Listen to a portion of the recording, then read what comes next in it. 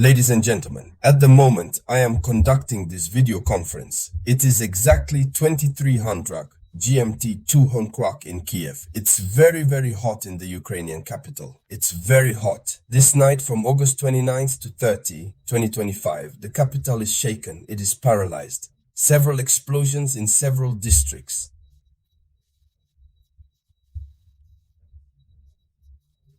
Russia has just carried out another massive strike. I tell you and I repeat, the conflict has rebelled. It's as if we were at the very beginning in 2022, but with the difference that this time it is the capital, the headquarters, where even the headquarters of the institutions of the republic is located. It is the capital that touched.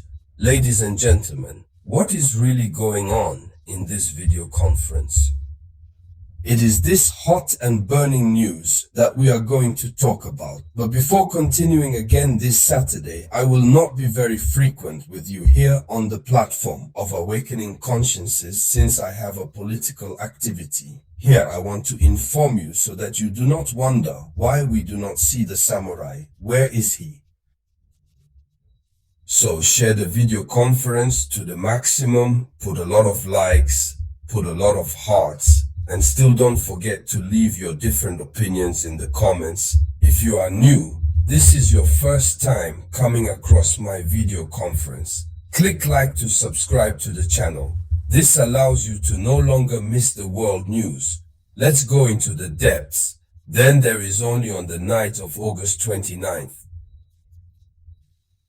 Kiev and its region are under attack. According to official information, several multiple explosions took place and several districts are affected that night. The Ukrainian capital has been shaken or is being shaken at the moment by several explosions. Ukrainian air defense intercepted Shahed-type drones.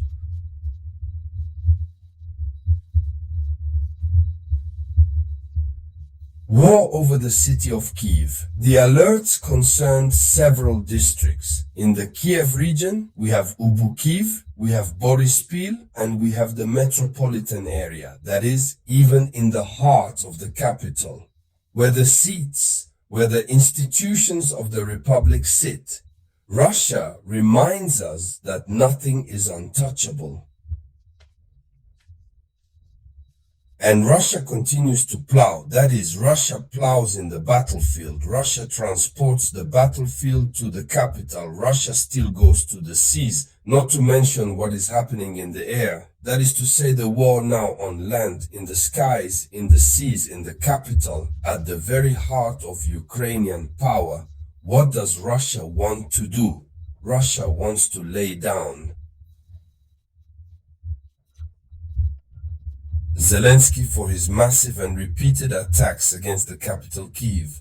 Or it is a severe punishment that is a kind of response to the recent strike that Ukraine had to do deep into Russia. What exactly does Russia want? This is therefore a response to the ultimatum that was given by Zelensky by Ukraine, since they said,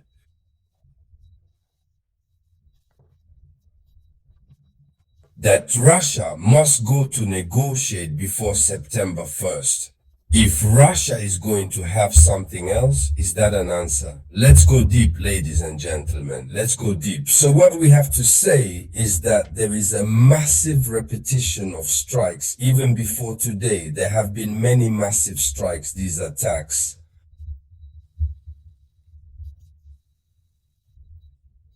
Today's events occur after the night of August 27th, 28th. Because on the 27th, Russia hit Kiev. On the 28th, Russia hit again, And for those two strikes, last strike. If Intramuros district had been hit, the district of Kiev, the district of Derniersky-Misrovsky, according to Miansky.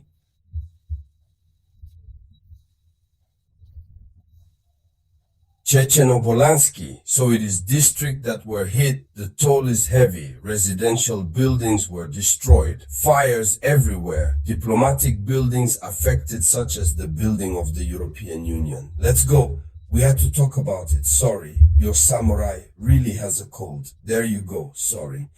And so the pattern is clear. The pattern is clear. Russia alternate between massive strikes and waves of harassing drones. This is saturation. Waves of Russian drones harass Ukraine's air defense systems. It helps weaken the defense systems because when the defense systems are saturated, it's something else. This has been repeated several times and therefore the objective is clear. It is to maintain Kiev in a permanent state of siege. At all times, the sirens are on alert. The populations are cloistered in their homes for 4 nights. No one goes out. So the Ukrainians talk about defending Europe, but in Kiev we don't even defend. We don't even defend our own roofs anymore. It is very serious what is happening when the authorities say, no, we are defending Europe, but in reality, gold. In Kiev, you can't even defend your own roof. So what are the strategic and political implications? The first consequence is that Kiev had weakened, it must be said, Kiev had weakened the capital. The home front is shaken. When we talk about the home front, it is the different fronts that Russia has opened. I have never ceased to remind you that there are many fronts within. The Central Front, the Northern Front, the Eastern Front, the Western Front, all of which are under the authority of the groupings. They too are just doing their job. So the daily sirens and explosions undermine the morale of the population. The morale of the population of Kiev has dropped across the entire Ukrainian population. The capital, which is the symbol of power, is regularly reminded of its vulnerability. The capital is hit because when Russia sends, it goes down. It hits the targets. So this Russian strike strategy aims to force Ukraine to consume its Western ammunition and anti-aircraft systems. You know that each drone fort costs the Westerners $1,000. Each drone sent only costs thousands, huh? For the Russians, therefore, drones cost less compared to the air defense system to stop drones and missiles. So, on the other hand, Europe is in a military flight forward. Faced with these attacks, it must obviously be said that Europe, which believes that Ukraine is not, must win.